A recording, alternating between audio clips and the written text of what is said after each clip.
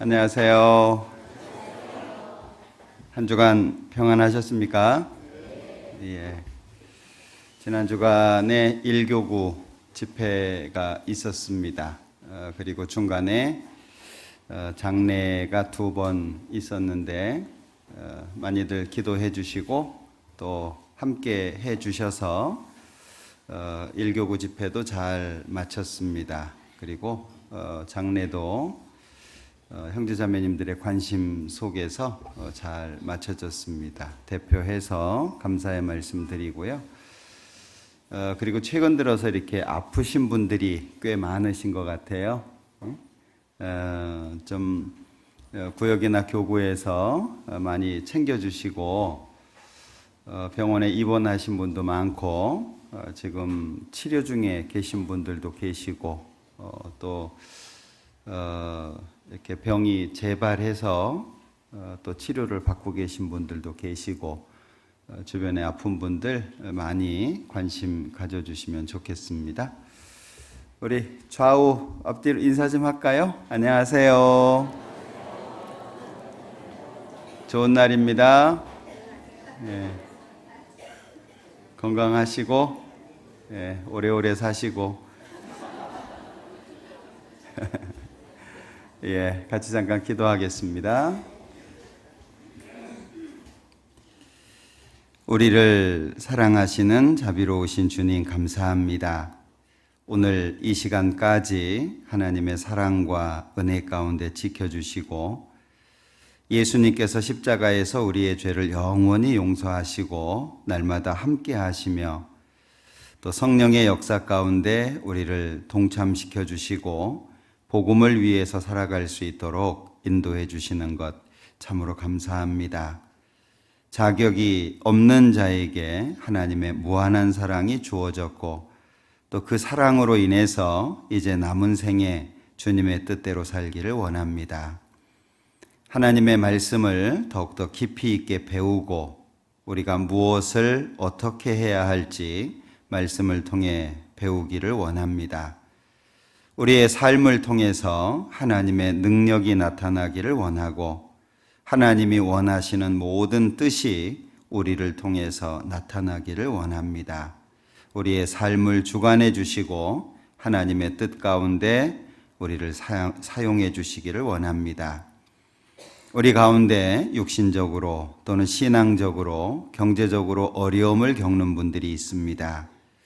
하나님의 자비로운 손길로 일일이 보살펴 주시고 그 모든 어려움 가운데에서 하나님의 위로로 견고해질 수 있도록 축복하시고 인도하시기를 원합니다.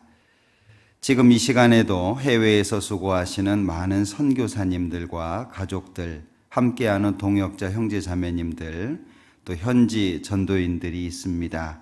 일일이 기억해 주시고 주님 오시는 그날까지 복음이 활발하게 증거되고 더 많은 사람들이 구원을 받을 수 있도록 역사해 주시기를 원합니다.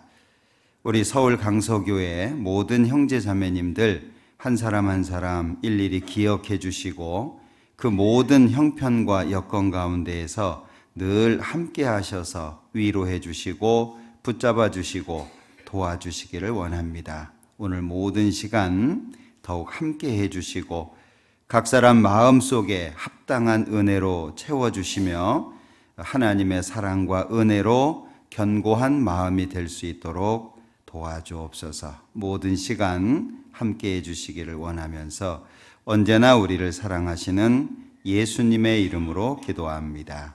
아멘. 예, 우리 시편 교독하겠습니다. 시편 47편입니다. 시편 47편 한 절은 제가 읽고 한 절은 형제자매님들이 읽으시고 번갈아 교독하겠습니다. 시편 47편입니다. 너희 만민들아 손바닥을 치고 즐거운 소리로 하나님께 외칠지어다.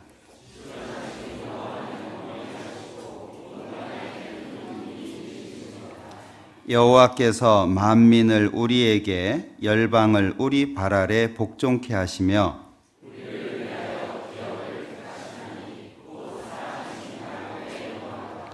하나님이 즐거이 부르는 중에 올라가시며 여호와께서 나팔 소리 중에 올라가시도다.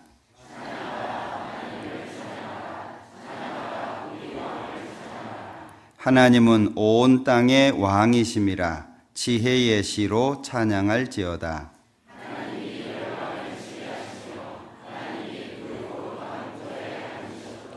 같이 읽겠습니다. 열방의 방백들이 모임이여 아브라함의 하나님의 백성이 되도다. 세상의 모든 방패는 여호와의 것이며 저는 지존하시도다. 찬양부 찬양해 주시겠습니다. 잠언 16장 찾아보겠습니다.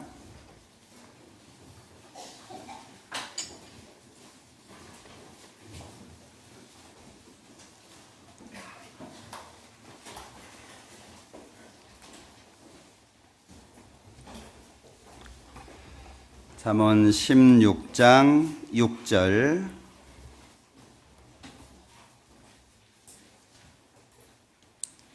잠언 16장 6절 한 절만 같이 읽겠습니다. 인자와 진리로 인하여 죄악이 속하게 되고 여호와를 경외함으로 인하여 악에서 떠나게 되느니라. 오늘은 잠언 16장을 중심으로 같이 좀 생각을 해보려고 합니다. 잠언이라고 하는 말 자체가 잠언 1장에 보면 잠언을 기록하신 목적이 있죠. 그래서 잠언은 교훈이나 책망, 훈계 등을 해주는 말을 이제 잠언이라고 보통 말을 하는데요. 속담, 격언 이런 뜻도 있죠. 그래서 비유를 든다든지 어떤 유사한 일들을 인용하면서 우리에게 필요한 교훈 또는 책망, 훈계 등을 기록한 것이 잠언입니다. 그래서 잠언 1장 2절부터 보면 잠언을 기록한 목적이 기록이 돼 있는데 6절까지가 이제 기록한 목적입니다. 그래서 잠언이 31장까지 있잖아요. 매일 날짜에 맞춰서 한 장씩 읽으시죠. 예, 아마 잠언은 이 지혜를 얻기에 아주 좋은 말씀이니까 2월 달이나 이렇게 하루 빠지는 날들을 제외하고서는 날짜가 다 맞아요. 그죠? 31일까지 있다면 30일까지 있으면 어떻게 하죠? 30일 날 2장 읽으시면 되죠. 2월 달에 28일까지 있으면 어떻게 하죠? 31장까지 읽으시면 되죠. 그래서 잠언을 1년에 정기적으로 읽을 수 있다면 12번은 읽을 수 있습니다. 그래서 다 기억나지는 않지만 반복해서 읽는 가운데 마음속에 새겨지는 것들이 있을 거예요. 그래서 잠언을 좀 많이 보시면 좋겠다 생각이 되는데, 우선 오늘 읽었던 말씀 6절을 보면 잠언 16장 6절입니다. 두 가지 사실을 말씀하고 있는데, 첫 번째는 죄악이 속해지는 근본적인 이유를 인자와 진리라고 말씀하고 있습니다. 그리고 두 번째, 악에서 떠나는 방법이 여호와를 경외하는 거다, 이렇게 말씀하고 있죠. 이 두 가지를 우리에게 잘 설명해 주고 있습니다. 성경에서 인자라고 했을 때 인은 어질다, 한자적으로 표현하면 그렇죠. 자는 자비롭다, 이런 표현입니다. 그래서 성경에서 인자 그러면 사랑을 말합니다. 하나님의 사랑. 그 인자와 진리, 진리는 성경에서 하나님의 말씀을 말하고 있잖아요. 저희를 진리로 거룩하게 하옵소서, 아버지의 말씀은 진리입니다 라고 하셨던 것처럼 진리는 하나님의 말씀을 말합니다. 결국에 죄가 용서될 수 있는 방법은 하나님의 사랑, 하나님의 무한하신 사랑이라는 거죠. 그리고 변치 않는 하나님의 약속. 이 하나님의 말씀이 변한다면 우리는 바른 믿음을 갖기 어려울 겁니다. 하나님의 사랑과 변치 않는 하나님의 말씀에 의해서 죄악이 속해진다. 그래서 구약에는 계속 반복되는 것이 죄 가운데 심판받는 게 반복되죠. 이제 구약 성경입니다. 그러니까 결국에 구약은 인간 스스로는 하나님의 의에 도달할 수 없다. 그걸 말하는 게 구약입니다. 그래서 구약 성경을 한마디로 얘기하면 사람이 할 수 없으니까 하나님께서 예수님을 보내주시겠다 약속한 게 구약이죠. 그리고 신약 성경은 하나님의 약속하신 대로 예수님께서 오셨고 구약에 약속하신 모든 내용을 완성하셨다. 그것이 이제 신약 성경입니다. 그러니까 죄가 용서되기 위해서는 하나님의 무한하신 사랑 가운데 구약에 약속된 예수님이 이 땅에 오셔야 되고 세상 모든 사람의 죄를 십자가에서 용서하시고 사흘 만에 부활하셔야 되는 거예요. 그래서 고린도전서 15장 1절부터 쭉 말씀하시는 것이 복음에 대한 말씀이잖아요. 마가복음 1장에 보면 때가 찼고 하나님 나라가 가까웠으니 회개하고 복음을 믿으라 이렇게 말씀하셨죠. 그럼 우리가 믿어야 되는 복음이 뭐냐? 복음이라고 하는 것은 예수님의 죽으심 그리고 예수님의 다시 살아나심, 이걸 한마디로 복음 이렇게 말하는 겁니다. 그러면 예수님이 왜 죽으셨냐? 우리 죄를 용서하기 위해서. 살아나신 이유가 뭐냐? 우리를 의롭다 하기 위해서. 그래서 의롭다라고 하는 성경적인 표현은 하나님께서 죄 없다라고 선언하신 상태, 그걸 의라고 말을 합니다. 결국에 성경 전체를 통해서 예수님이 주인공이 될 수밖에 없고 십자가가 가장 중요한 사건이 될 수밖에 없어요. 예수님이 십자가에서 이루신 그 사실, 그것이 우리의 죄를 영원히 용서하게 됩니다. 그래서 6절에 인자와 진리로 인하여 죄악이 속하게 되고 용서가 되고 여호와를 경외함으로 인하여 악에서 떠나게 된다. 그러니까 악에서 떠날 수 있는 방법은 우리가 다짐하는 것도 필요하고 또는 마음을 강하게 먹는 것도 필요하고 뭔가 하나님의 뜻대로 살기 위해서 애쓰는 것도 필요하지만 결국에는 여호와를 경외하는 삶 자체가 악에서 떠나도록 만든다라고 하는 걸 여기에 말씀하고 있습니다. 그래서 이 말씀을 중심으로 좀 같이 생각해 보죠. 성경에는 하나님의 뜻이 명확하게 나타나져 있죠. 그 명확한 것은 죄인을 구원하는 겁니다. 그래서 누가복음에 보면 죄인 하나가 회개하면 회개할 것이 없는 의인 99을 인하여 기뻐하는 것보다 더 기뻐할 거다. 어떤 분들이 그래요. 왜 이렇게 집회를 많이 하냐? 에? 지난주에 집회한 것 같은데 또 했네. 그리고 앞으로 계속 집회네. 내년에는 더 할 생각입니다. 내년에는 집회를 더 자주 하려고 생각 중이에요. 구역 집회도 좀 하고 가정에서도 좀 집회를 하고 하려고 합니다. 왜냐하면 우리가 존재하는 목적이 이뤄진 영혼을 구원하는 거예요. 만약에 성경에서 죄인을 구원하시는 하나님의 뜻을 빼버린다면 뭘 말할 수 있을까요? 그러니까 지금 우리 시대에 많은 교회에서 뭘 말합니까? 사랑을 나누는 거, 서로 화목한 거, 서로 어우러져서 잘 사는 거, 이거 얘기하죠. 그런데 죄인을 구원하는 걸 빼놓고 우리끼리 좋은 생활을 하는 것이 하나님과 무슨 관계가 있을까요? 우리는 주님 오실 때까지 내가 구원을 받은 것처럼 또 다른 사람을 구원하는 일에 최선을 다해야 될 거예요. 그게 하나님의 뜻이거든요. 하나님은 모든 사람이 구원받기를 원하십니다. 그런데 나의 게으름으로 인해서 그게 안 될 수도 있잖아요. 그래서 우리의 마음속에 복음을 위해서 산다라고 말한다면 이뤄진 영혼을 구원하는 것이 우리 삶의 첫 번째 목적이 돼야 돼요.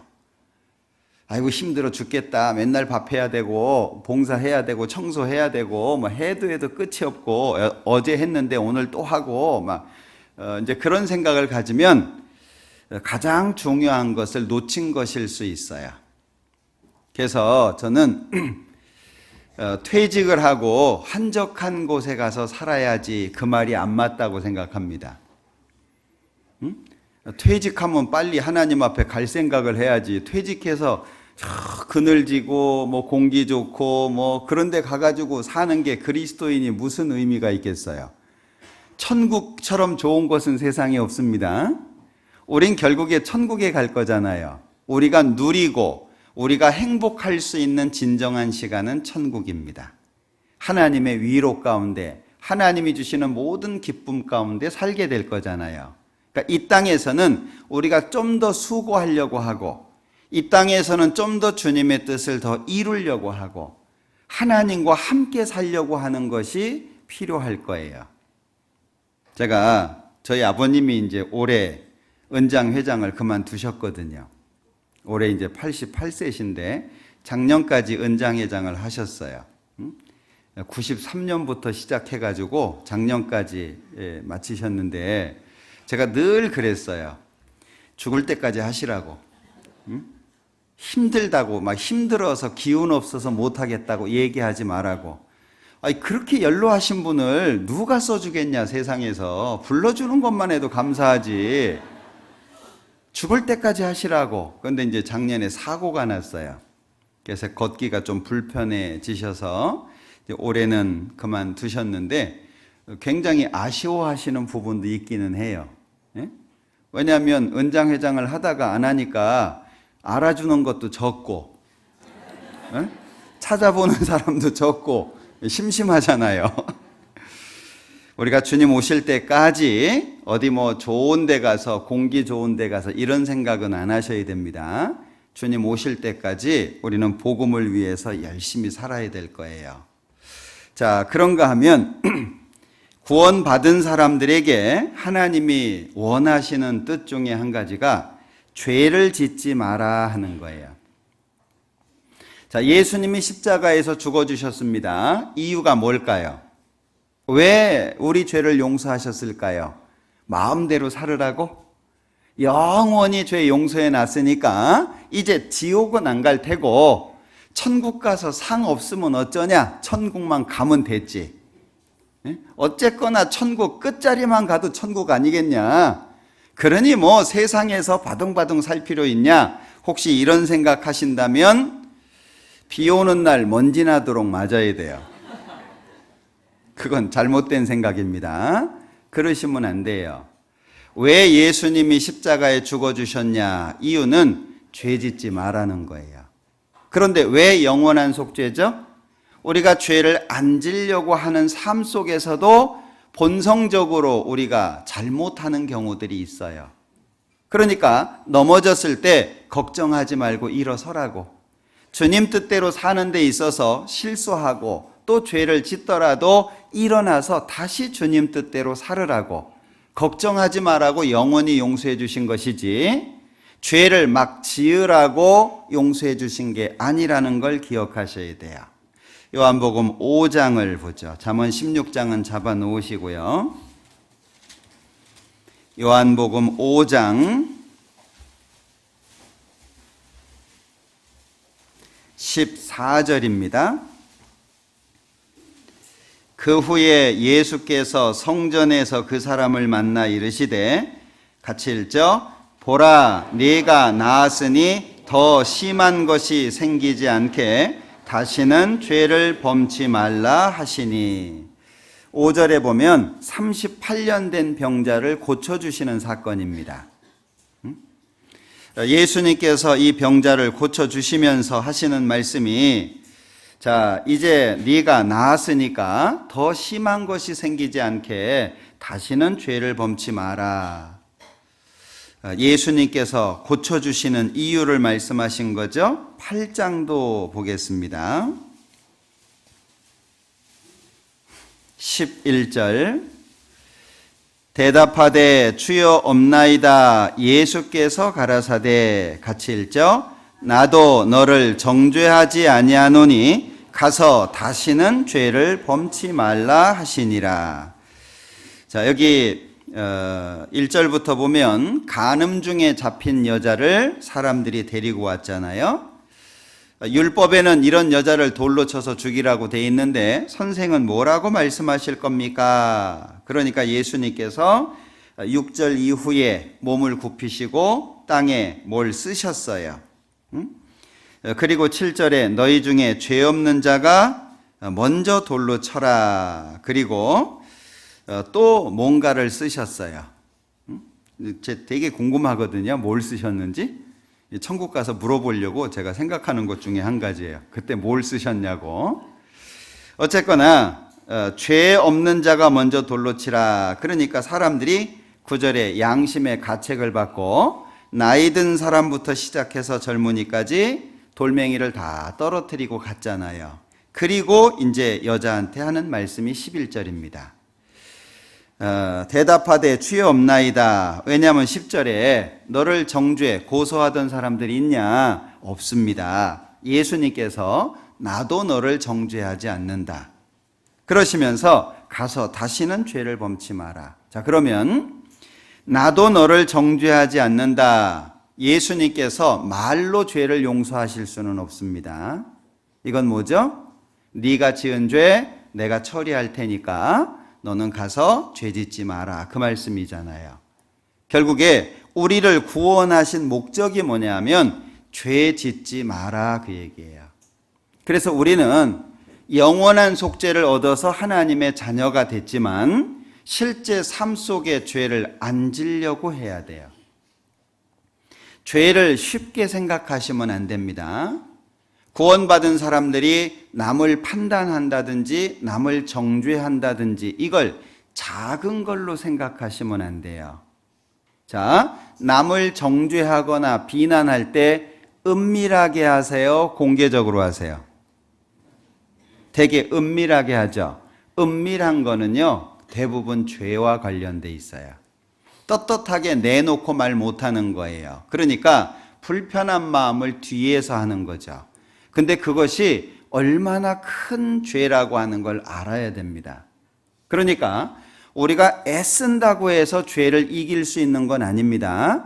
성령의 도우심이 반드시 필요합니다. 그렇다고 해서 성령께서 도와주셔야 죄를 이길 수 있으니까 나를 무방비 상태로 놔서는 안 됩니다. 그렇게 얘기하는 사람들이 있거든요. 아, 죄를 내가 어떻게 이겨? 성령을 통해서만 이기지. 자기는 아무것도 안 해요. 그걸 성령의 뜻이라고 착각하시면 큰 오산하는 겁니다. 죄와 싸워서 이겨야 돼요. 왜? 너희가 죄와 싸우되 피 흘리기까지는 하지 않았다. 성경에서는 죄와 싸우라고 말씀하시지 죄 앞에 자신을 무방비로 놔두라고 말씀하시지 않습니다. 그래서 우리를 구원하신 목적이 뭐냐? 죄 짓지 마라. 꼭 기억하셔야 됩니다. 아마 우리가 하나님 앞에 가면 내가 생각하는 죄하고 하나님이 생각하는 죄하고 틀린 게 많을 거예요. 세상 사람들이 생각하는 죄와 구원받은 사람들이 생각하는 죄가 다른 것처럼 세상 사람들은 행위로 나타난 것을 죄라고 보죠. 구원받은 사람들은 어떻습니까? 행위뿐만이 아니라 마음에서부터 올라오는 것이 죄라는 걸 알잖아요. 그것처럼 하나님 앞에 가면 내가 생각하는 죄와 하나님이 생각하는 죄가 다를 거예요. 자, 복음에 참여하지 않은 것이 죄가 될까요? 안 될까요?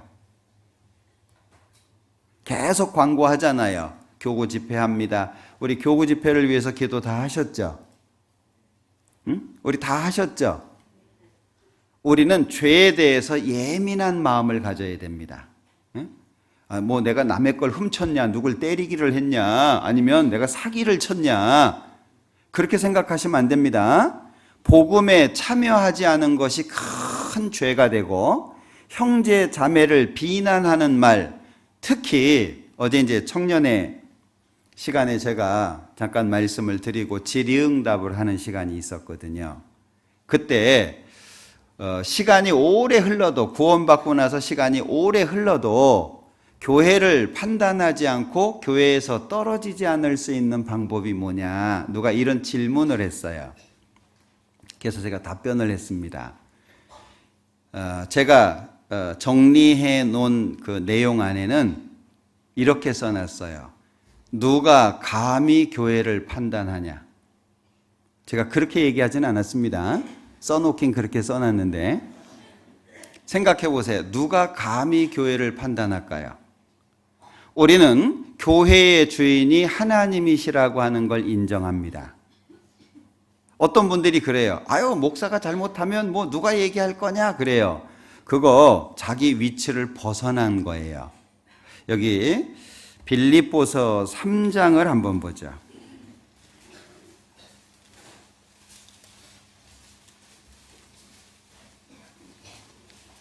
빌립보서 3장 15절.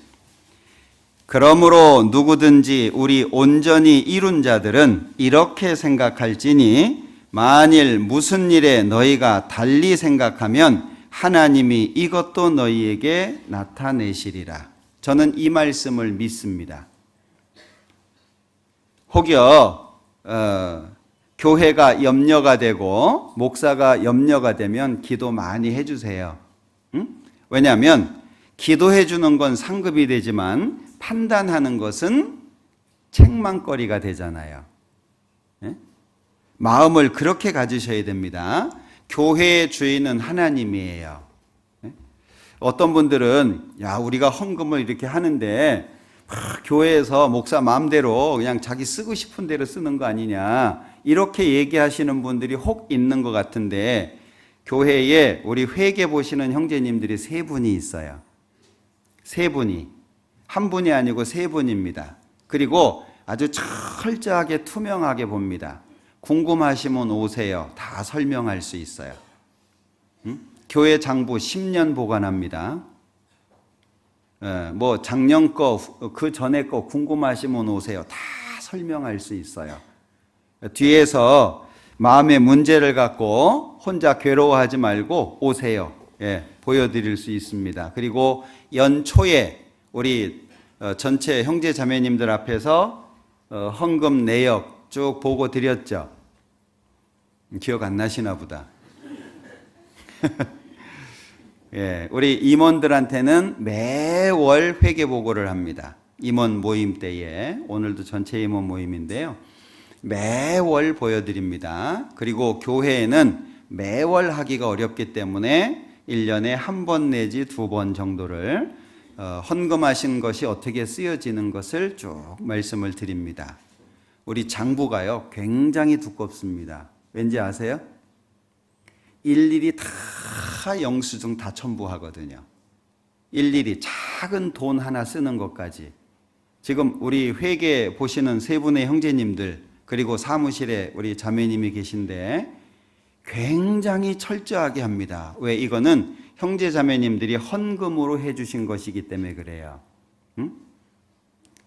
이것을 오해하시면 안 됩니다. 저는 그걸 하나님께, 교회 앞에, 그리고 봉사해 주시는 여러 형제 자매님들을 모독하는 얘기라고 저는 생각을 해요.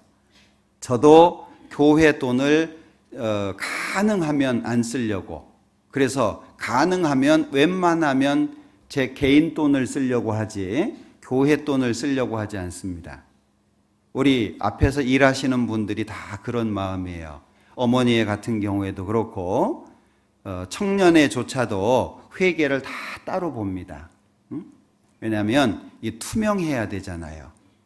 그래서 혹시 마음속에 어떤 그런 어려움이 있으신 분들은요, 혼자 고민하지 말고 뒤에서 궁시렁궁시렁 하지 말고 오세요. 보여드릴게. 쭉 설명해 드릴 수 있습니다. 요한복음 12장을 한번 보죠.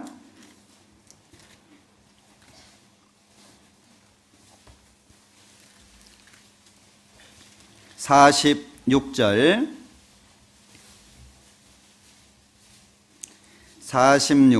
같이 읽어보죠. 나는 빛으로 세상에 왔나니 무릇 나를 믿는 자로 어두움에 거하지 않게 하려 함이로라. 예수님이 이 땅에 오신 목적을 정확하게 설명하고 있죠. 결국에 예수님이 이 땅에 오신 것은 지옥 갈 죄인을 건지는 것이 가장 큰 목적입니다. 그러면 구원받은 사람에게는 무엇을 원할까요? 깨끗한 삶입니다. 그래서 이스라엘의 7절기가 있잖아요. 7절기. 첫 번째가 유월절입니다. 이 유월절은 예수님의 죽으심을 의미하는 절기죠. 그리고 이어지는 게 무교절입니다. 그 무교절은 누룩을 다 안 보이게 해야 돼요. 이 무교절은 누룩이 들어가 있지 않은 떡을 먹는 절기입니다. 이 누룩은 부풀게 하잖아요. 그래서 성경에서 누룩은 죄를 상징합니다. 그러니까 유월절 예수님의 죽음을 통과한 사람들은 뭘 해야 되냐? 깨끗하게 살아야 돼요. 가능하면 깨끗하게 살아야 됩니다. 그러니까 말하고 행동하는 것까지 성경에다가 구체적으로 그렇게 기록해 놨잖아요. 이 에베소서, 빌립보서, 골로새서 읽어보면은요, 에베소서는 특별히 교회 서신이라고 되어 있거든요. 그런데 삶의 지침에 대해서 구체적으로 말씀해 놓으셨어요. 저는 처음에 그게 잘 이해가 안 됐습니다. 왜 교회 서신인데 교회에 대한 설명만 해놓으면 되지, 왜 이런 삶의 지침을 말씀을 하셨을까 되게 궁금했거든요. 자, 에베소서 4장 보죠.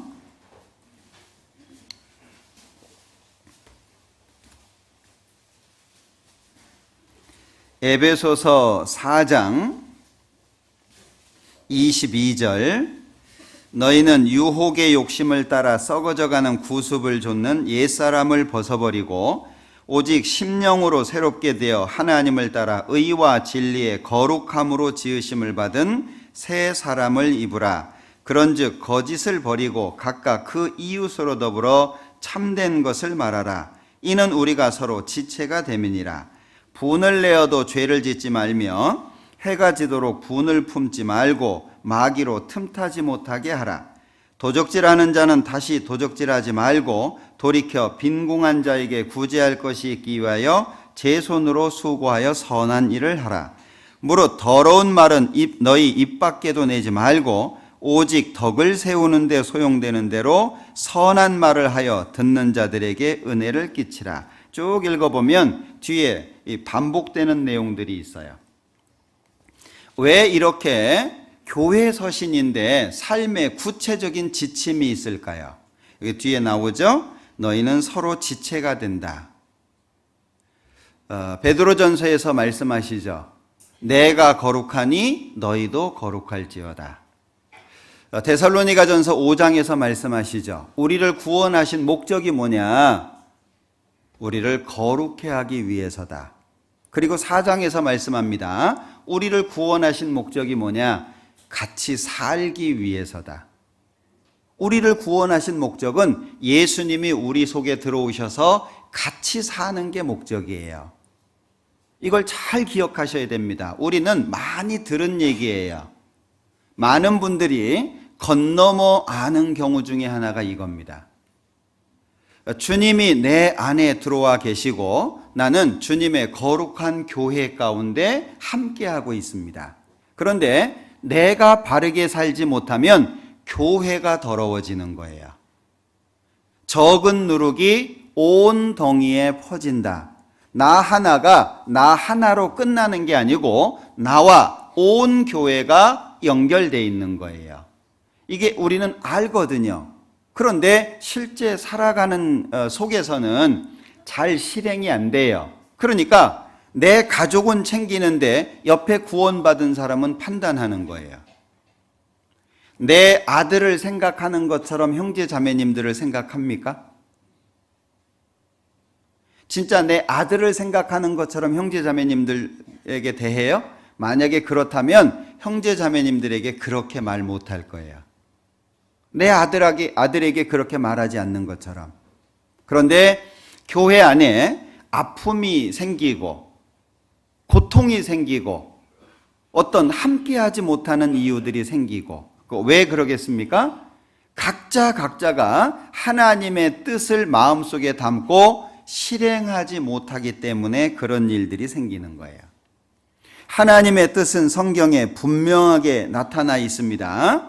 죄인이 구원을 받는 것, 그리고 하나님을 경외함으로 죄에서 떠나서 사는 것, 이게 하나님이 우리에게 원하시는 분명한 뜻이고, 요한일서 3장에 보면 죄를 짓는 자는 마귀에게 속했다라고 엄청난 경고가 돼 있어요. 우리 사람들 그러잖아요. 저 마귀 짓한다 뭐 이러잖아요. 저게 사단이요 뭐 이러잖아요. 네? 이 자칫 잘못하면 하나님을 믿고 하나님의 자녀인 내가 마귀 편에 서 있을 수 있는데 그게 잘 안 보여요. 잘 안 보입니다. 성경에서 왜 연합을 말씀하시겠어요? 그게 하나님의 뜻이거든요. 결혼식 주례할 때 그런 얘기 많이 드리는데, 두 사람이 결혼하는데 왜 한 몸이에요? 네? 두 사람이 결혼하는데 왜 한 몸이죠? 두 사람이 결혼하면 둘이잖아요. 어떻게 지금 둘로 사세요? 하나로 사세요? 네? 처음에 결혼하면서부터는 하나가 된 것 같은데 살다 보니까 정확하게 둘이죠. 왜 둘이 돼요? 서로의 주장이 좁혀지지가 않아요. 서로의 주장이 좁혀지지 않으니까 둘로 살 수밖에 없는 거예요. 하나로 사는 집은 왜 하나로 살까요? 둘이 반씩을 덜어냈기 때문에 그럴 거예요. 그죠? 어느 정도 양보하고 상대방도 어느 정도 양보하고 그래야 하나가 될 거 아니에요. 근데 연합을 한다고 말은 하는데 자기 걸 버리지 않아요. 어떻게 연합이 되죠? 그러니까 나이 들어서 사시는 분들 보면은요, 이렇게 따로 주무시는 분들이 있더라고. 응? 따로. 이게 나이 뭐 70, 80 이렇게 되시면은 이렇게 불편한가 봐요. 이렇게 따로 있는 게 편하신 것 같아요. 예? 근데 성경에는 분방하지 마라 그랬는데. 분방이 뭔지 아시죠? 예. 성경에는 분방하지 마라 그랬잖아요. 그러면 분방 안 해야 돼요. 지지고 볶아도 같이 볶아야 돼요. 예. 떨어지면은 사실은 이 몸이 멀어지면 마음도 멀어진다고 얘기를 하잖아요. 어찌됐든 둘이 하나가 되기 위해서는 서로에 대한 배려와 양보가 반드시 필요한 겁니다. 교회 안에서 연합을 하려고 한다면 내 것을 절반은 버려야 돼요. 내 얘기 주장해 가지고서는요, 절대 연합 안 됩니다. 그러니까 죄에서 구원을 받아서 하나님의 자녀가 되는 게 하나님 뜻이죠. 그리고 구원받은 사람이 이제 깨끗하게 바르게 살아가는 것이 하나님의 뜻이잖아요. 그러면 어떻게 바르게 살 수 있냐? 그걸 말한 게 잠언 16장 6절 후반부라는 거예요. 잠언 16장 다시 보죠.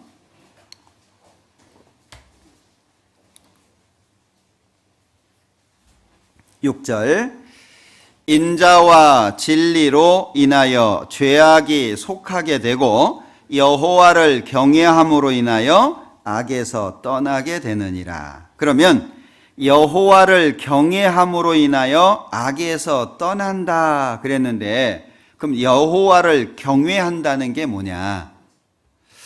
어제 청년들이 물은 질문 중에 한 가지가 사랑의 정의를 어떻게 내릴 거냐, 뭐 여러 가지로 얘기할 수 있겠죠.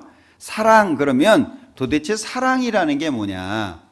내가 하나님을 사랑한다 라고 했을 때 과연 내가 하나님을 사랑한다, 이거 뭐라고 설명할 거냐 질문을 하신 게 있었어요. 제가 이렇게 답변을 드렸는데 요한복음 14장입니다.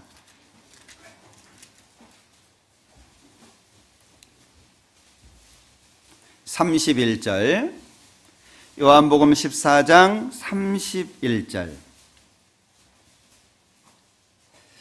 오직 내가 아버지를 사랑하는 것과 아버지의 명하신 대로 행하는 것을 세상으로 알게 하려 함이로라. 이 말씀을 드리면서 내가 하나님을 사랑한다는 것은 보이지 않는 하나님의 사랑이 보이는 예수님을 통해서 나타났으니까 예수님이 어떻게 하셨냐 이걸 보면 사랑이 뭔지를 알 수 있다는 거예요.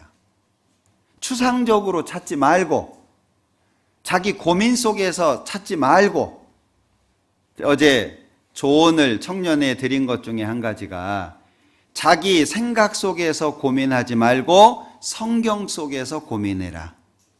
고민을 성경 속에서 해라. 하나님이 마침표를 찍은 것에 물음표 달지 마라. 우리 믿음은 보수적입니다. 우리 믿음은 하나님이 하지 말라는 거 안 합니다. 하나님이 하라는 거 합니다. 그래서 지금 우리 시대하고 안 맞는 거예요. 지금 우리 시대는 어떻습니까? 하지 마라 그러면 야 하나님이 얘기했다고 꼭 안 해야 되냐? 이게 지금 우리 시대예요. 해라 그러면 그거 꼭 해야 되냐? 이렇게 얘기한단 말이에요. 마침표를 찍었는데 왜 거기다가 물음표 다냐? 하나님과 싸워서 이길 수 있는 분은 물음표 다시면 돼요. 근데 하나님하고 싸워서 누가 이길 거예요? 하나님이 마침표 딱 찍었으면 내 마음에도 마침표를 찍는 거예요. 하지 마라 그러면 하지 않는 것 찍으면 돼요. 해라 그러면 이것은 하는 것 딱 찍으면 돼요. 거기다가 뒤에 궁시렁궁시렁 다를 거 없어요. 그 달아봐야 뭐 별 볼 일 없어요. 자, 승자는 변명해요? 경기 중에 이긴 사람은요 얘기 안 해요. 뭐 이겨서 기분 좋은데 뭐 변명을 해. 누가 변명하죠? 진 사람이 막 컨디션이 안 좋아가지고 뭐 오늘따라 뭐 몸이 무거워가지고 뭐 아침에 먹은 게 잘 소화가 안 돼가지고 뭐 별별 얘기 다 합니다. 예, 그건 궁색한 거예요. 우리는 신앙생활 속에 궁색한 사람이 되면 안 돼요.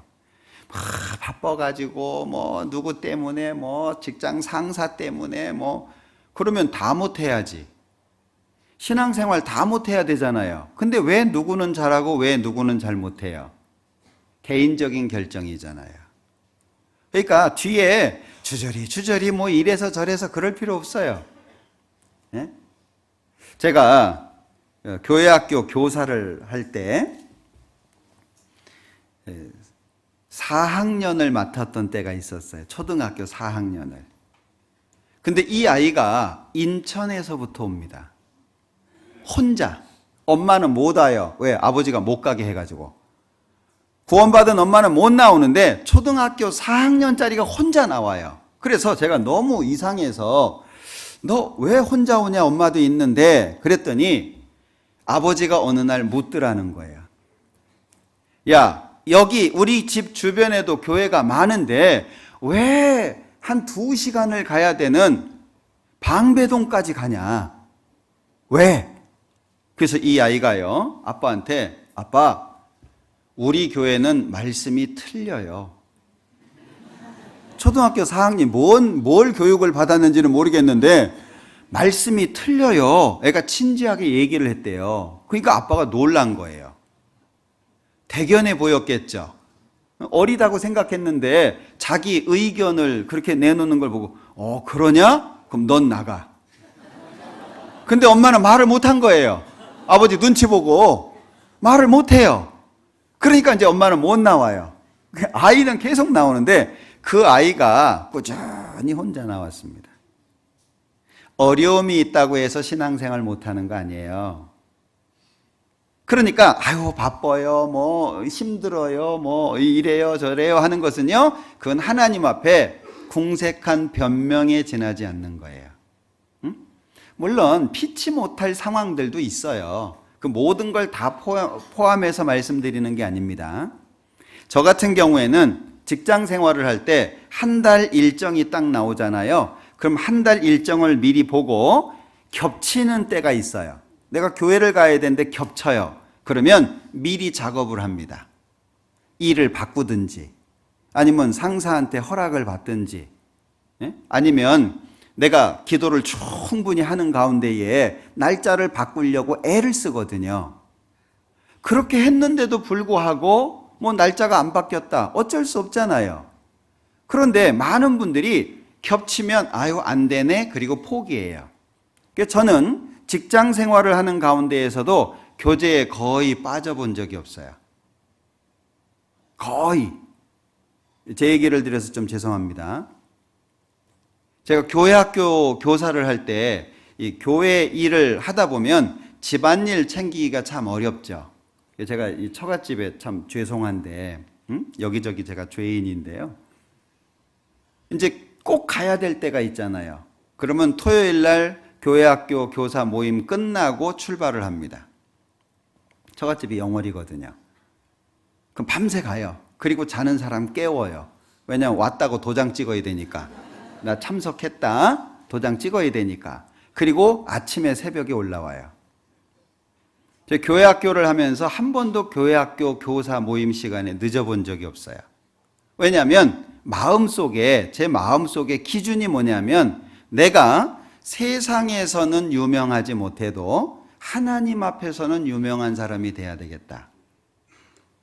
내가 세상에서는 유명해지지 못하지만 하나님 앞에서는 유명해졌으면 좋겠다. 이 기준이 마음속에 있었거든요. 그러니까 어려운 일이 있어도 어려운 일이 안 돼요. 참 희한하더라고요. 뜻이 있는 곳에 길이 있다는 말이 그냥 나온 게 아닌 것 같아요. 생겨요. 어떻게든 이게 생깁니다. 그러니까 우리가 신앙생활이라고 하는 것을 하게 될 때 마음의 기준을 어떻게 가질 거냐, 이 참 중요한 것 같아요. 사랑이 뭐냐? 사랑은 하나님의 뜻을 행하는 것, 희생하는 거다라고 말씀을 드렸어요. 요한복음 14장 21절.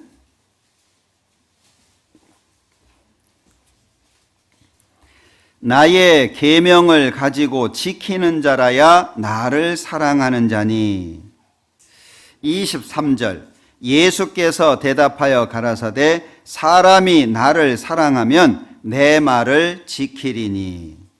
이 반복되는 말씀이죠. 요한복음 7장을 한번 보죠.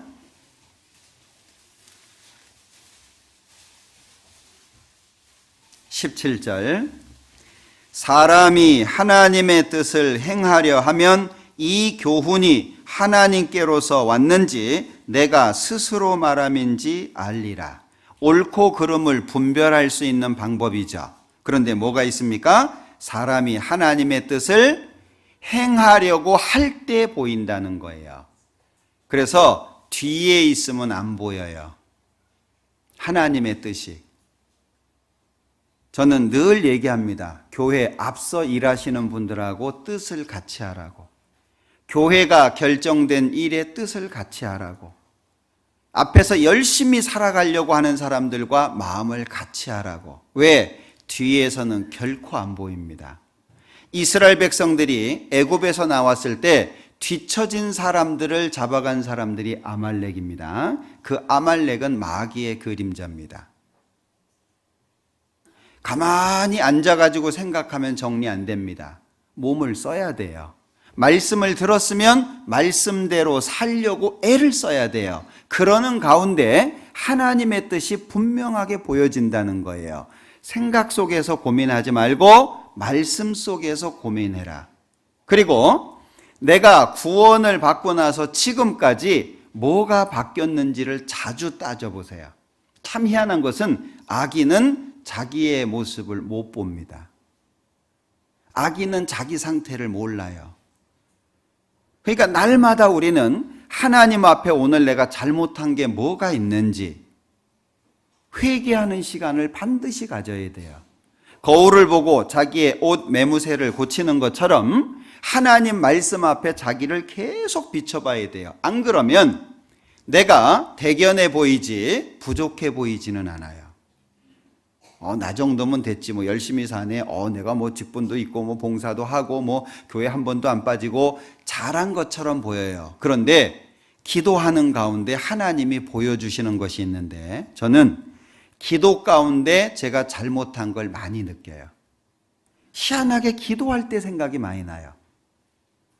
이렇게 막 써놓거든요. 그래서 하나님 앞에 좀 불경스럽지 않을까 싶기도 한데, 왜냐면 기도하다가 눈 떠가지고 막 이렇게 적어놓고 그러거든요. 그리고 이제 다시 눈 감고 기도하고, 이제 기도하다 보면 말씀이 떠오를 때가 있어요. 근데 기도 끝나면 생각이 안 나요. 화장실 가다가도 생각날 때가 있잖아요. 그거 안 써놓으면 기억이 안 돼요. 그래서 이 기도 시간이 저는 굉장히 중요하다고 생각하거든요. 기도할 때 내 자신이 비춰지고, 기도할 때 말씀이 깨달아지기도 하고, 나의 부족한 것들이 이게 보여지기도 해요. 거울 앞에 서는 시간이 기도 시간이라고 생각이 돼요. 만약에 구원받은 지 10년이 지났는데도 불구하고 아직 내 모습이 바뀐 것이 별로 없다면 자신을 잘 못 본 거예요. 자신을. 우리는 말씀을 앞에다가 두고 하나님 앞에 어떻게 살아야 될지를 계속 배워야 돼요. 집이 환하게 밝잖아요. 밤에 밖에 안 보입니다. 오늘 집에 가서 한번 해보세요. 아파트 불 켜놔 봐요. 환하게 방 안에, 밖에 안 보입니다. 그런데 집 안에 불을 딱 끄면 어떻게 되죠? 바깥이 잘 보여요. 나의 현재의 신앙생활이 누구를 판단하고 정죄하고 비난하는 쪽으로 밝다면 안에 불이 어두운 거예요. 안에 불이 환하잖아요. 다른 사람이 뭐라고 하든지 그게 중요하지 않아요. 내가 하나님 뜻대로 사는 게 중요하니까. 내 안에 불을 환하게 밝혀야 됩니다. 잠언 16장 다시 보죠.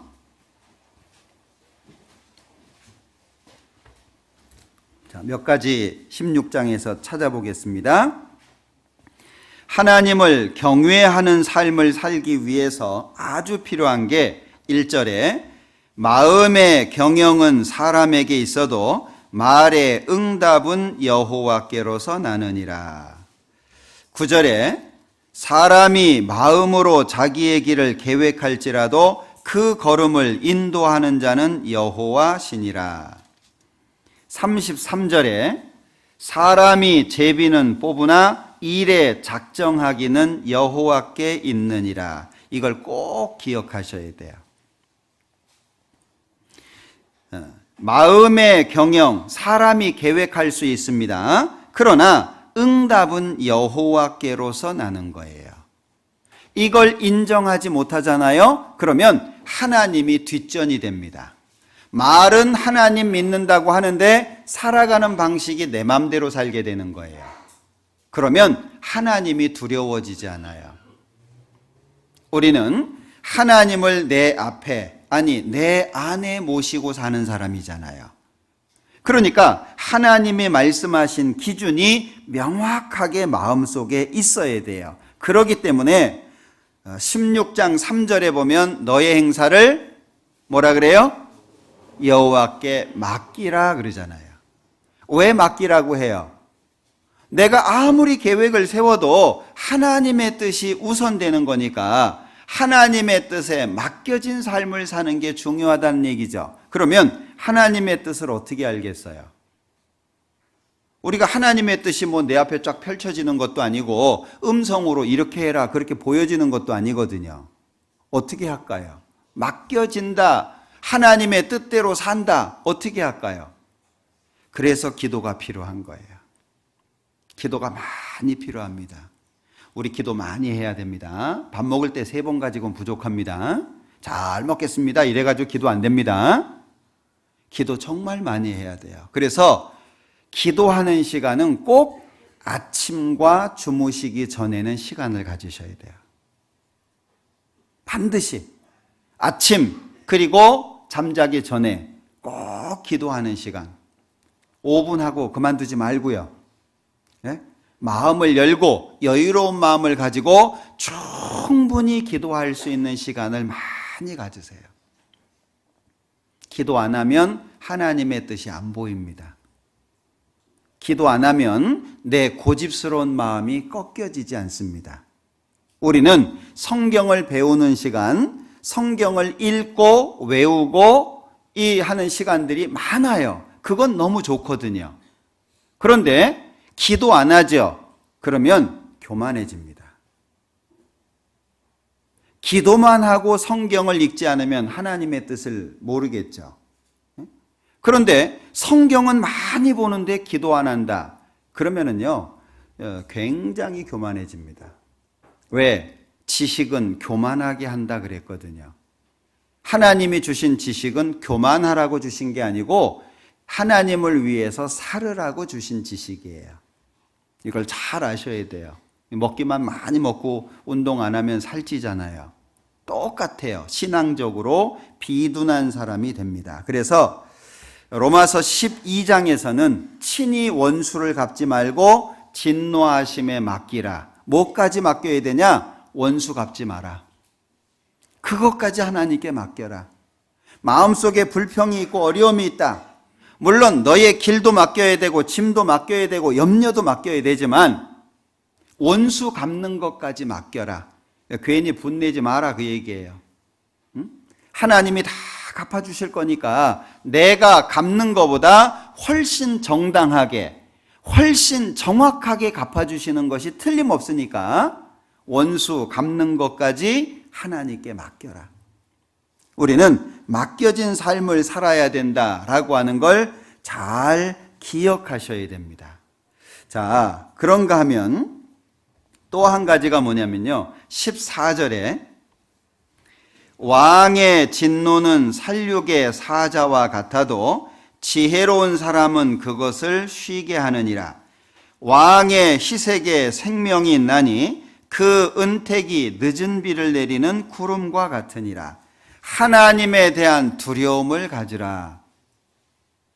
하나님은 두려운 분입니다. 여러분들 세상에 종교가 많은데 자기가 믿는 신을 친구처럼 대하는 종교는 기독교밖에 없습니다. 이슬람 같은 경우에는요, 자기 신을 비난하면은요, 살인 명령까지 내립니다. 예전에 영국인가 어떤 소설가가 글 썼다가 난리 났잖아요. 예? 그냥 죽이거든요. 이 세상에 많은 신들이 있는데 자기들이 믿는 신을 낮춰서 자기와 동등하게 생각하는 종교가 어디 있습니까? 하나도 없습니다. 기독교만 유일하게 예수님이 친구라고 말씀하셔서 그런지 모르겠는데 너무 쉽게 생각해요. 그러니까 기독교인들이 방종한 이유가 하나님이 하나님으로서 자리하지를 못하는 거예요. 하나님은 두려운 분입니다. 예수님께서 요한복음에 보면 유다가 사람들을 끌고 예수님 잡으러 왔잖아요. 예수님이 물어요. 누구 찾냐? 예수 찾는다. 나다. 어떻게 됐어요? 네? 나다. 온 사람들 다 엎어졌어요. 나다 한마디 했는데 다 엎어졌어요. 예수님이 어떤 분입니까? 그 나사로 무덤 앞에서요. 나사로야 나오라. 사람들은 뭐라고 생각했을까요? 네? 정신 나갔다고 생각하겠죠. 죽은 지 나흘 된 사람, 이미 썩어서 몸에서 냄새가 나고 있는데 나사로야 나와라. 그러니까 얼마나 사람들이 웃겼겠어요. 근데 나사로가 나오는 거예요. 나사로가 나온 게 이상해요? 나사로가 나온 게 놀라운 사건입니까? 아니에요. 만약에 예수님이요, 나사로야 안 하고 나와라 그랬으면 그 안에 있는 시체들 다 나왔을 거예요, 그날. 그죠? 나사로야 그러니까 나사로만 나왔지. 그 나사로 나온 게 이상한 게 아닙니다. 그분이 우리가 믿는 분이에요. 근데 그분에 대한 두려움을 갖고 있습니까? 너무 쉬운 거예요. 하나님은 친구 같고 그냥 내가 잘못한 건 무조건 다 용서해주고 항상 내 편이고 내가 잘한 건 칭찬해주고 잘못한 건 용서해주고 말만 하면 다 용서해주고 그러니까 기독교인들이 방종하게 살잖아요. 손가락질을 받으면서 저 예수쟁이 말은 잘한다고. 구원받은 사람이 그런 말 들으면 안 됩니다. 구원받은 사람이 예수쟁이라는 말을 들으면 절대 안 돼요. 하나님이 얼마나 두렵냐. 여기 14절에 왕의 진노는 살육의 사자와 같다. 왕, 하나님이 세우는 왕조차도 이렇게 두려운 분입니다. 15절, 왕의 희색에 생명이 있다. 왕은 살릴 수도 있고 죽일 수도 있잖아요. 실제로. 그러니 이 왕이 얼마나 두렵습니까? 옛날에는 왕이 행차하면 길바닥에 엎드렸습니다. 우리 사극을 통해서 보잖아요. 이 에스더서라고 하는 성경에 보면요, 이 에스더가 아하수에로 왕 앞에 나갈 때 뭐라고 얘기했습니까? 모르드게 자기 외삼촌한테 뭐라 그랬어요? 왕이 나 안 찾은 지 30일이다. 왕이 나 안 찾았어요. 근데 왕이 찾지도 않았는데 부르지도 않는데 내가 나가면 난 죽습니다 라고 얘기하잖아요. 왕이 금호를 내밀지 않으면 그 사람은 죽는 거예요. 그 자리에서 그냥 죽이는 거예요. 그게 왕의 권세입니다. 살릴 수도 있고 죽일 수도 있고. 거기다가 뭐 말 못해요. 왜 살리냐 왜 죽이냐 말 못해요. 그런데 그 왕을 세우신 하나님은 어쩔까요? 왕 앞에서도 덜덜덜덜 떠는데 하나님 앞에서는 어쩔 거냐? 경외라고 했을 때 외자가 두려움입니다. 경은 공경한다 그런 말이고 외는 두려워한다는 말이에요. 하나님이 얼마나 두렵습니까? 우리 이거 마음속에 새겨야 돼요. 하나님이 우리를 위해서 예수님 보내주시고 대신 죽고 피 흘리고 막 이랬다고요.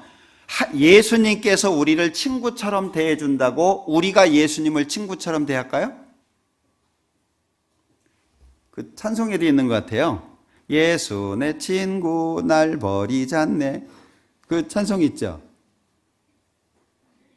예수님이 나를 친구처럼 대해주시는 건 감사한 거고 내가 예수님을 친구처럼 대할까요? 전 그 찬송 마음에 안 들거든요. 감히 누가 예수님을 친구처럼. 사실 우리가 하나님에 대한 기본적인 마음 자체가 잘못 세워질 수 있는 거예요. 하나님을 두려워하는 마음이 우리의 삶을 바르게 할 수 있다는 걸 기억하셔야 돼요. 왜? 하나님이 하지 마라. 권위가 언제 생겨요? 하나님을 하나님으로 인정할 때 권위가 생기잖아요. 죄가 뭐죠?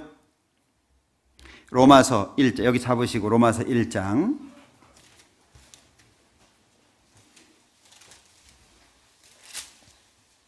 21절 하나님을 알되 하나님으로 영화롭게도 아니하며 감사치도 아니하고 오히려 그 생각이 허망하여지며 미련한 마음이 어두워졌나니. 죄의 시작이죠. 하나님을 알되 하나님으로 영화롭게도 아니하며 감사치도 아니하고. 우리 이기적인 마음이 있잖아요. 좋은 건 내가 갖고 어려운 건 하나님이 다 해주고. 그죠? 우리가 얼마나 이기적이에요. 좋은 것도 같이 나누면 얼마나 좋아요. 그런데 내가 힘들어하고 어려운 것은 왜 하나님 안 도와주냐 그러고 좋은 거 생기면 혼자 좋아해요. 하나님을 하나님으로 인정하는 것이 중요하다라고 하는 걸 기억하셔야 됩니다. 그리고 또 한 가지는 잠언 16장 2절 잠언 16장 2절 사람의 행위가 자기 보기에는 모두 깨끗하여도 여호와는 심령을 감찰하시느니라. 하나님께서 마음을 감찰하는 분이다 라고 하는 걸 기억하라는 거예요. 우리가 왜 하나님을 경외하는 삶이 잘 안 되냐? 하나님이 가지고 있는 기준이 내 마음속에 잘 이루어지지 않아서 그래요. 내 생각대로. 그러면 안 됩니다. 하나님은 어떤 분이냐? 심령을 감찰하시는 분이다 라고 말씀하고 있어요. 그러면 나도 내 마음을 잘 모르잖아요. 나도 내 마음을 내가 잘 모르는데 하나님은 내 마음 속속들이 다 아셔요. 우린 그분 앞에 신앙생활하는 겁니다. 그래서 예전에 음식점 주방이 개방되지 않아가지고 그 안에 얼마나 더러웠어요. 그죠? 음식이 나오는 건 먹을 만한데 그 식당 안에 보면은요, 주방에 보면 너무 더럽잖아요. 어떻게 됐죠? 주방이 보이도록 만들었잖아요. 그게 어떻게 됐어요? 깨끗해지죠. 우리 신앙생활은 투명해야 됩니다. 신앙생활은 은밀하게 이루어지는 게 아니고 투명하게. 그래서 구역 모임도 자주 하고 조모임도 자주 하고 집에 형제 자매들 자주 부르고. 왜요? 손님 오면, 형제 자매님들 오면 치워야 되잖아요. 네? 그래서 조모임에 이렇게 딱 하잖아요. 그러면 경고를 해요. 이 방은 절대 열면 안 됩니다. 왜? 그 방에 다 넣어놨거든요. 어찌됐거나 형제 자매님들이 왔다 갔다 하면 깨끗해지죠. 형제 자매님들이 뭐 하겠어요? 와가지고 하나님 이 집에 저주 내려주세요 그러겠어요? 오며 가며 다 기도해 줄 거 아니에요. 우리는 신앙생활이 투명해져야 됩니다. 형제 자매님들과 이렇게 투명한 상태에서 교제가 이루어져야 돼요. 감춰놓고 만약에 한다면 바르지 않을 거예요. 자, 그러면 또 한 가지는 20절을 보자. 자, 이렇게 하나님을 두려워하는 가운데 우리의 심령을 감찰하시는 하나님 앞에, 그리고 모든 것을 하나님의 뜻 가운데 행하시는 분 앞에 바르게 살기 위해서 어디에 마음을 둬야 되냐? 20절에는 말씀을 기록하고 있죠. 20절 같이 읽습니다. 삼가 말씀에 주의하는 자는 좋은 것을 얻나니 여호와를 의지하는 자가 복이 있느니라. 그래서 21절 중간에 입이 선한 자가 남의 학식을 더하게 하느니라. 입이 선한 자가 돼야 돼요. 어떤 분은 말만 하면 반대해. 말만 하면 바른 쪽의 이야기가 아니고요, 안 좋은 쪽의 이야기를 해요. 아이, 그거 되겠어. 아유, 우리 틀렸어. 되긴 뭐가 돼. 말을 선하게 해야 돼요. 아, 하나님이 함께 하시니까 될 거다. 우리 기도하고 있으니까 될 거다. 그래서 아픈 분들 있잖아요. 아프신 분들, 병원에 입원한다든지 또는 어려운 일을 당하신 분들이 가장 위로가 된 말이 뭐냐라고 물어보니까 다른 거 아니에요. 예? 가가지고요, 아유, 아파요. 어떻게 돼요? 아유, 대신 아파줄 수도 없고 되게 아프겠어요. 아유, 힘들겠어요. 그건 위로 안 됩니다. 그건 약 올리는 거예요. 어떤 게 위로가 되냐? 기도하겠습니다. 내가 기도하고 있습니다. 그게 가장 위로가 많이 된대요. 응? 저한테 어느 날 쪽지가 왔어요. 엄마를 전도하고 싶은데 엄마가 지금 병에 걸려가지고 말씀을 들을 수 없는 상태라고. 지금 쪽지가 계속 와요.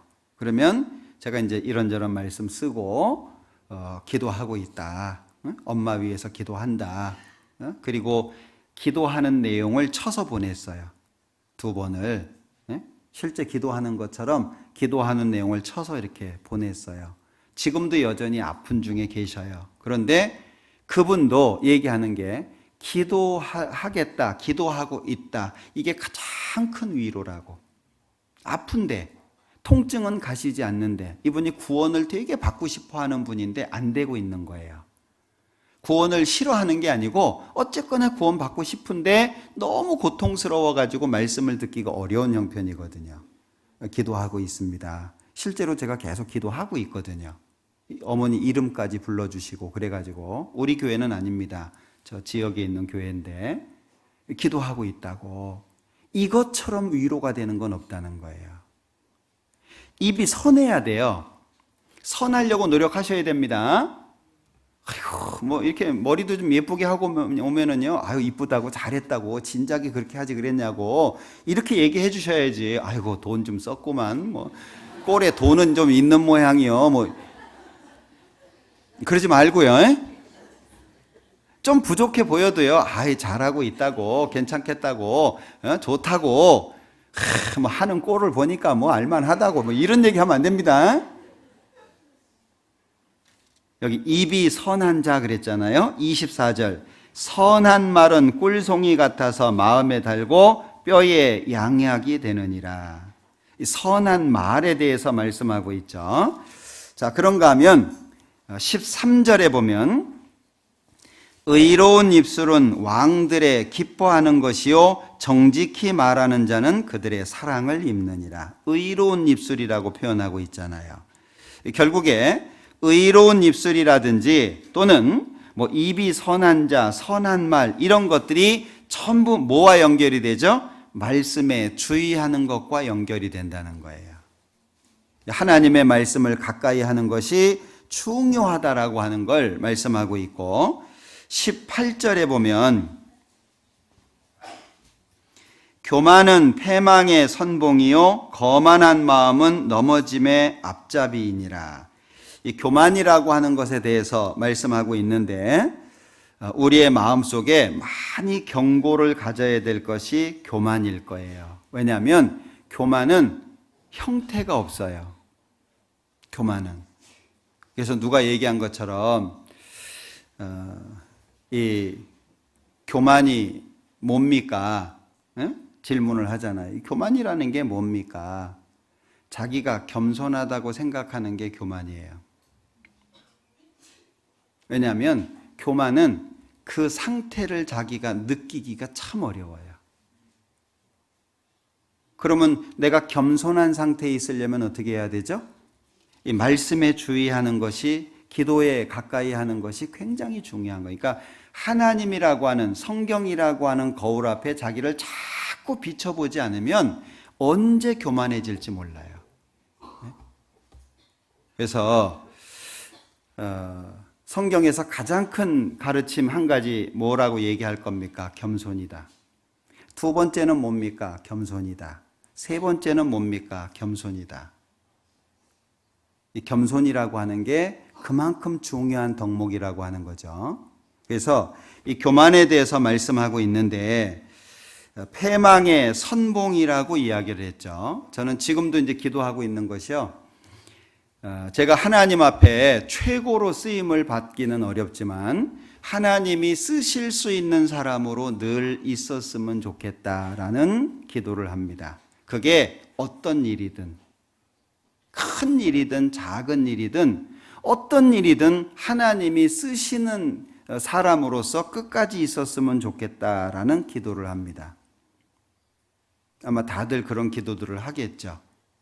그 기도와 합하는 삶을 살아야 될 거예요. 그러니까 빛 가운데 있지 않으면 어두워지는 거잖아요. 둘 중에 한 가지죠. 빛 속에 있든지 어둠 가운데 있든지 둘 중에 한 가지거든요. 내가 빛 가운데 있어야 어두움에서 벗어나는 겁니다. 어둠 가운데 있으면 절대 빛 가운데 있기가 어려워요. 그리고 이제 16장 25절에 보면 길에 대한 말씀을 하거든요. 길. 어떤 길은 사람의 보기에 바르나 필경은 사망의 길이니라. 바르게 보이는데 사망의 길일 수가 있죠.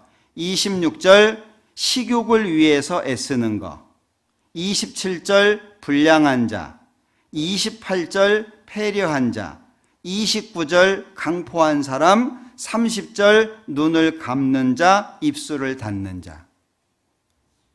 이게 바른 길 같은데 다른 거예요. 저는 감히 그런 말씀을 드립니다. 신앙생활 정말 잘하고 싶냐? 앞에서 열심히 일하는 사람들하고 같이 해라. 불평하고 불만하는 사람들과 가능하면 멀어져라. 그렇게 얘기합니다. 지금까지도 그렇게 살아왔습니다. 저 개인적으로. 어떻게든 앞서 있는 분들한테 배우려고 생각하고 살아왔어요. 저는 지금도 어떤 분들이 설교한 내용을 지적해 주시는 분들이 있어요. 뭐 말투가 좀 안 좋다든지 예화가 좀 안 맞다든지 뭐 이런 것들을 얘기해 주시는 분들이 있어요. 그거 굉장히 고맙게 생각하고 고치려고 애를 씁니다.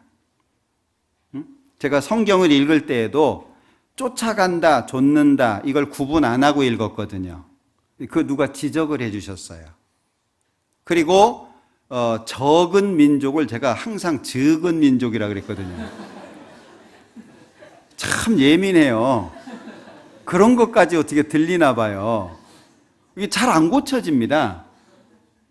근데 이제 애쓰면 이게 바뀌어져요. 조금씩 바뀌어집니다. 한 번은 천주교 다닌 분이에요. 이분이 구원받은 분은 아니고 비디오 테이프를 보신 것 같아요. 연락이 왔어요. 다 좋은데 왜 그렇게 천주교 얘기 많이 하냐. 안 했으면 좋겠다. 그 다음부터는 제가 안 합니다. 왜냐하면 도움이 안 된다는 생각을 저도 했으니까. 많이 알려주시는 분들이 있어요. 아주 신랄하게 얘기하는 분도 있습니다. 괜찮아요. 그것을 통해서 바뀔 수 있으니까. 자, 그런데 여기 26절에 식욕을 위해서 노력하는 것은 의미가 없죠. 이건 바른 길이 아닙니다. 27절에 불량한 자는 악을 꾀하는데 그 입술에 맹렬한 불 같은 것이 있다. 이게 비난이나 원망, 불평 이런 것들로 나오는 거예요. 그러니까 불량한 자, 이건 바른 길이 아닌 겁니다. 28절에 패려한 자는 다툼을 일으키고 말장이는 친한 벗을 이간하느니라. 이것 또한 바른 길이 아니라는 거예요. 그리고 29절 강포한 사람은 그 이웃을 꾀어 불선한 길로 인도하느니라. 여러분들 꼭 기억하십시오. 내가 누구를 인도해서 구원을 받게 할 수 있어요. 뭐 친구가 됐든 직장 동료가 됐든 인도해서 구원받죠. 자기가 책임지지 마세요. 내 편을 만들 거예요? 하나님 편 만들 거예요? 내가 인도해가지고 전도해서 구원받았다고 그걸요 나처럼 만들려고 하면 안 됩니다. 그럼 자기하고 똑같은 사람이 되는 거예요. 그럼 무리가 지어지게 되죠. 다른 분하고는 교제가 안 돼요. 만약에 내가 교제를 하는데 이게 여러 사람들하고 통하지 않다. 그럼 누구 문제예요? 내 문제입니다. 바르게 생각하셔야 돼요. 예전에 청년들이요 어떤 책을 읽었어요. 그 책만 읽으면 교만해지네. 자기는 막 신령하게 돼가지고요 막 이 아랫사람 쳐다보듯이 너는 신앙적으로 어린애야 뭐 이렇게 생각하는 청년들이 있었어요. 제가 그때 무슨 얘기를 했냐면 하나님이 네가 뭐라고 너한테만 특별한 걸 주겠냐? 응? 하나님이 주시는 것은 공유입니다. 저도 설교 중에 또는 이렇게 성경을 연구하는 중에 깨달아진 것들이 있잖아요. 다른 전도인들하고 이렇게 교제를 하는데 제가 깨달은 게 안 통해. 그런 것들이 가끔 있어요. 나는 이렇게 깨달았는데 다른 분들하고는 안 통해. 그럼 저는 접습니다. 왜? 하나님이 나한테 진짜 주셨다면 그게 누군가하고 통해야 돼요. 형제 자매님들하고. 내가 느꼈던 감동을 그도 받아야 되고 내가 받은 교훈을 그도 받아야 돼요. 근데 나는 감동이 됐는데 주변 사람들은 이상하네 이렇게 쳐다보는 거예요. 그럼 내가 특별한 사람이에요? 하나님이 나한테만 독점권을 주신 은혜가 있을까요? 결코 없습니다. 착각하면 안 돼요. 내가 정상적으로 깨달은 것이라면 내 주변에 있는 형제자매님들과 공유가 되도록 돼 있어요. 저는 그렇게 깨달은 게 있다면 접습니다. 아, 이건 내가 잘못 깨달았구나. 비록 그것이 나한테 은혜가 되고 교훈이 됐다라고 할지라도 아, 이걸 내가 갖고 있으면 안 되겠구나. 접어요. 내가 특별한 사람이 아닙니다. 그래서 공유되지 않는 지식은 하나님께서 주신 것이 아니라고 저는 생각을 하고 있어요. 자, 그래서 여기 이 30절에도 눈을 감는 자, 입술을 닫는 자, 그래서요. 내 편 만들지 마세요. 교회 안에서 내 편이 있으면 하나님 편이 안 됩니다. 인도에서 구원받았으면 교제 안에서 풍성하게 살도록 교제 안으로 넣어주세요. 자기가 끼고 다니지 말고. 자기 이 훈장도 아닌데 그거 끼고 다니지 말고요. 교제 안에서 그냥 자유롭게 하나님이 주시는 많은 은혜를 경험할 수 있도록 해주시는 것이 필요할 겁니다. 그래서 우리가 이 하나님을 경외하는 삶을 살기 위해서 여러 가지 지침들이 16장에 있는데 이제 몇 가지 말씀드린 겁니다. 정리를 해보자면 고린도 후서 4장입니다.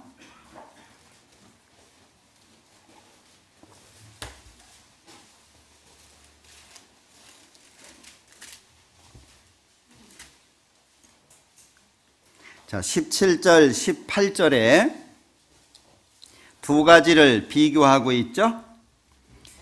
17절에 잠시 받는 환난에 경한 것, 그리고 지극히 크고 영원한 영광에 중한 것, 두 가지가 비교되고 있습니다. 18절 중간에 보면 보이는 것은 잠깐이요 보이지 않는 것은 영원함이니라. 보이는 것과 보이지 않는 것이 비교가 되고 있죠.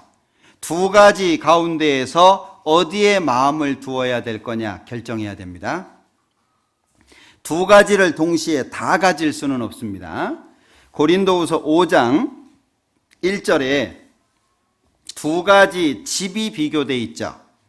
만일 땅에 있는 우리의 장막집이 무너지면 우리 육체입니다. 현재 지금 우리 육체, 하나님께서 지으신 집, 곧 손으로 지은 것이 아니요 하늘에 있는 영원한 집, 우리 신령한 몸을 말합니다. 이제 우리는 예수님이 공중에 재림하실 거고 썩지 않고 죽지 않는 몸으로 바뀌게 될 겁니다. 두 가지 집이 비교되고 있는데 어디에 마음 둘 거냐 그 얘기예요. 그래서 제가 은장에 자주 말씀드리죠. 서운하게 생각하지 마세요. 소망을 갖고 살라는 말씀이니까. 에고 어제도 아프고 오늘도 아프고 내일도 아플 거고 막 이러지 말고, 아프지만 난 하나님 믿고 산다. 아프지만 난 부활 믿는다. 소망을 갖고 살라는 얘기입니다. 자, 그런가 하면 6장 1절에 우리가 하나님과 함께 일하는 자로서 너희를 권하노니 하나님의 은혜를 헛되이 받지 말라. 내가 누군지를 명확하게 기억해라. 하나님과 함께 일하는 자, 누가 이럴 수 있냐? 하나님 앞에 구원받은 사람이 아니면 하나님과 함께 일할 수 없습니다.